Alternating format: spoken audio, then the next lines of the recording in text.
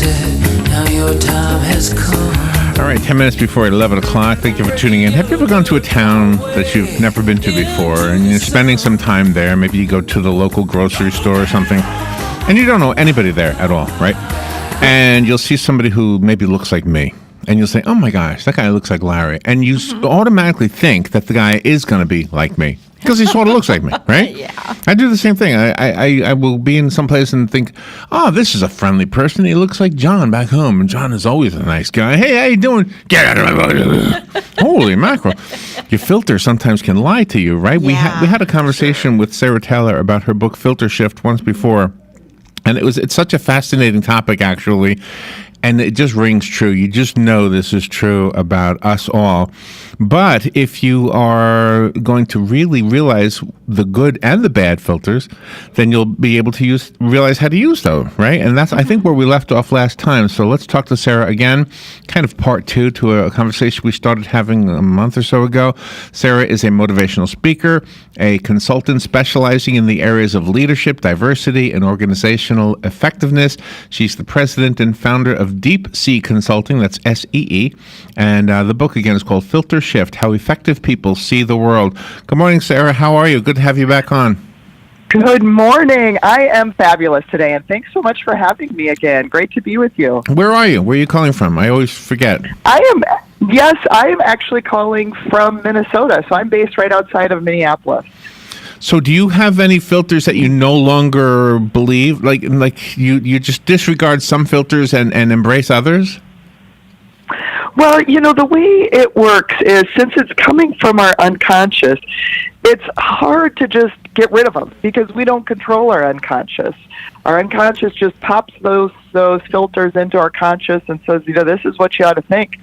So I wish I could get rid of some of my filters. There's some that, the one I was just talking about with a group the other day, I am an incredible extrovert, and it is so hard for me to adapt to that introvert filter. And I'm continually, I'll go to a meeting, Larry. I'll be like, okay, so I know that I need to not talk as much. I know that I need to let them talk, and I wait for the pause, and then my filters just say, but talk. You've got something to say. That's funny. So that's really kind of the way that they work. It's not that we can get rid of them, but we just need to be aware of them so that we're a little bit more in control of them. But doesn't it affect the way we hire or don't hire people who could do a great job or who might be not good for a job? I mean, a perfect example, let me use Robin as an example. If somebody came and said, I'd like to work for you, and everything about her seemed like Robin, I would think, oh my gosh, this person's going to be great. Well, maybe not. Yeah, that's right.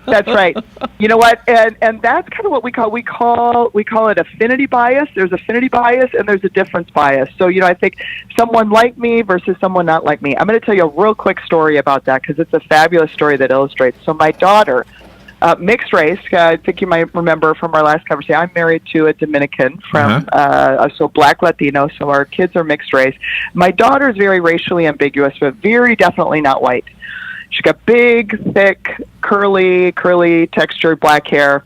She's on a flight coming home from Chicago from school, and she's sitting in the exit row. Now, the routine, we sit in the exit row, the flight attendant comes around and says, hey, you're willing and able to accept the duties, yada, yada, yada, I need a verbal yes.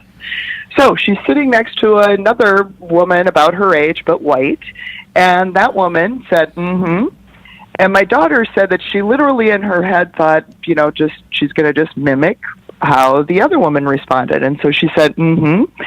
And the flight attendant said to her, I'm going to need a verbal yes or no from you because, just the other day we had somebody sitting in this row and they did the mm-hmm, and then we come around, we do the service, and they didn't understand a word we were saying. We didn't understand a word they were saying. They obviously didn't understand English, and our whole plane was at risk. So my daughter took a deep breath. Really? Said, yes. My goodness. Now, here's the deal.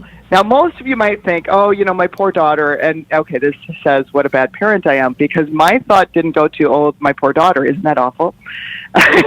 But, because of the work I do, my thought went to that poor plane. Everybody on that plane, they did not know if they were safe or not during that flight. Why? Because they still don't know whether that first woman spoke English. Oh, there you go. That's the impact of these filters. Gotcha. So Yeah. It was both the positive filter for the one woman that looked like her, Gotcha. and the negative filter for my daughter that didn't look like her. So it's not just something that, we ought to check our filters so that we can help, these poor marginalized folks. Well, no, it's so we can have better organizations, better relationships, so that we're not controlled by them. That is an interesting observation, and I bet a lot of listeners related to it. I bet a lot of them said, Yes. Right. Yeah. They've probably seen it. Yeah, and a lot of them also, I know, are saying, "Oh my God, what a bad mother." That's all she could think of. She didn't even think of her own daughter. I know that. Wow. Well, you also address issues about business and about how employees react with upper management. Yeah, very definitely. Well, and you even just think about that particular situation, and again, think of it instead of a plane, think about it as our organization is that plane. And when we're making decisions on a day-to-day basis as to maybe it's hiring, who are we letting in the door, and how is that impacting the plane that we're all flying together? Are we letting in folks that are mediocre because our filters are telling us that they're wonderful because they're more like us? Likewise, are we letting fabulous opportunities go because our filters are saying, then that just means, our filters are completely in control of those decisions. And we don't necessarily then have our best organizations. It is interesting how, it sounds like we're talking about things that are, I guess, could be categorized in a prejudice sense. And prejudice doesn't necessarily mean bad prejudice. It could be good prejudice, but just prejudging somebody in a positive or negative way, but still inaccurate way. We have a guy we share the morning show with in the morning. He is of Native American descent, and when he was a kid, people would always tell him, "Oh, you should be able to walk on that wall, no problem. You're sure-footed." And it's meant to be complimentary because of your heritage. He said, "I can't walk on a wall any better than you can." Exactly. Yes. And the good point there is, it's not a bad intent behind those comments. Folks are just thinking, well, of course, that's what it's going to be. And why do they think, of course? Because their unconscious filters have popped that into their heads. Of course, that's what he's going to be able to do. But what if we do it that's the other... Oh, I'm sorry. Go ahead. Well, I was just going to say, that's the other thing we need to get beyond is feeling like, when we do this, that makes us bad people. No, it makes us a person with a brain. And so we got to let that go, because when we hold on to, it's really bad to have this stuff coming up from your unconscious, then we don't really want to look at it. And so we kind of push it down and think, so if I were in that situation and I might think of saying that to him, "Oh, you must be sure-footed." "Oh, no, I'm not going to say that." But my unconscious, it's like that proverbial beach ball that keeps popping up above the surface of the water. My unconscious keeps wanting to say it and keeps wanting to ask.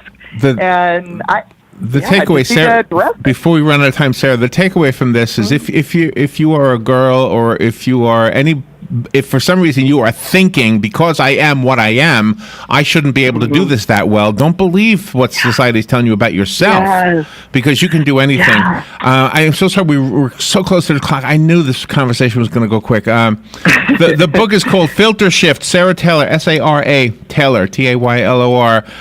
Before I say goodbye, real quickly, do you have a website? Yes, it's filtershift.com. Filtershift.com. Sara, thank you so much for being on the air with us today. Thank you so much for having me again. Have a fabulous day. Thank you. You too. We'll be right back. Foreign Relations Chairman Bob Corker of Tennessee is calling these reports very, very troubling if true. Corker says the Trump White House has got to do something to bring itself under control. Fox's Mike Emanuel, comedian Bill Cosby speaking out the month before going on trial for aggravated indecent assault.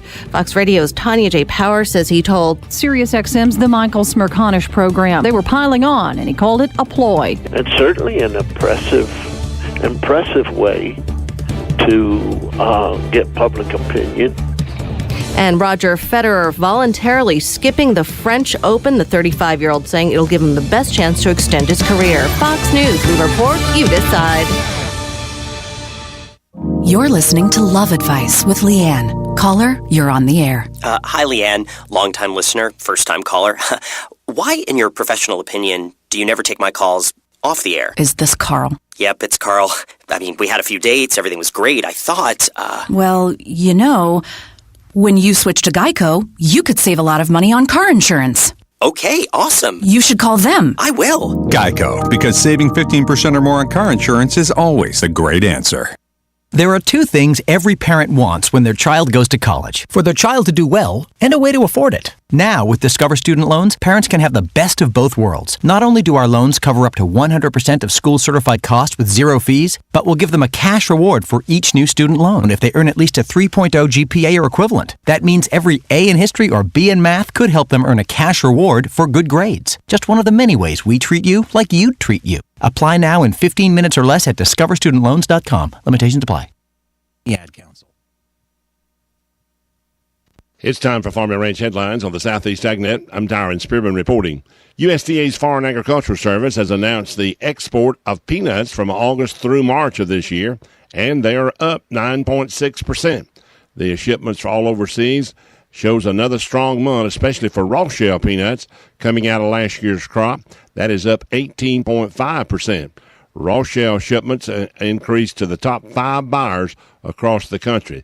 The raw shell peanut top buyers were Canada, followed by Mexico, then the Netherlands, the United Kingdom, and then Japan.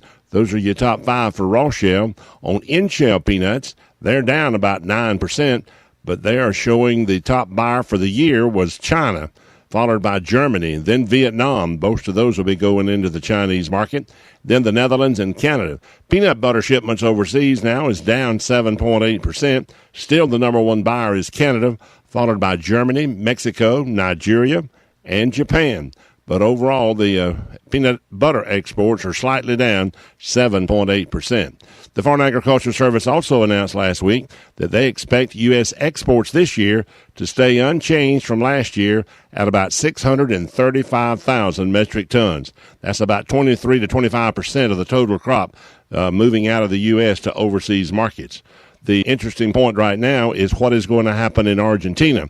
Argentina is harvesting their peanut crop at this time, and exports are expected to be down, according to USDA, 20,000 tons to 880,000 tons. But one official said this week they believed it will be under 800,000 tons because of the increased rains that they've received over the past few weeks. India